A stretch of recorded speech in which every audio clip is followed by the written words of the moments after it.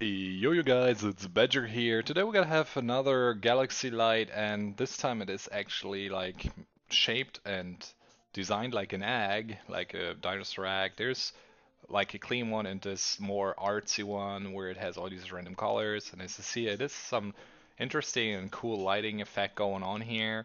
It is also looking pretty interesting this way, so it's already kind of like a little nice centerpiece.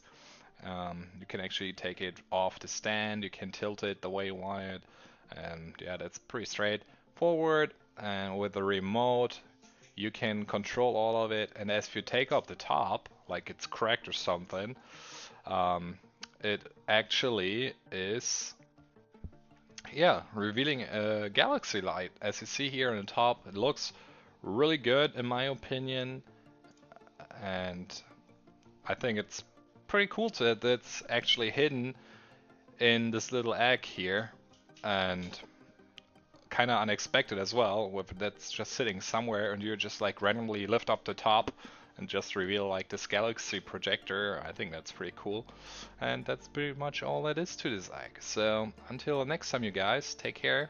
My name is Badger and I will see you around. Until then, bye bye.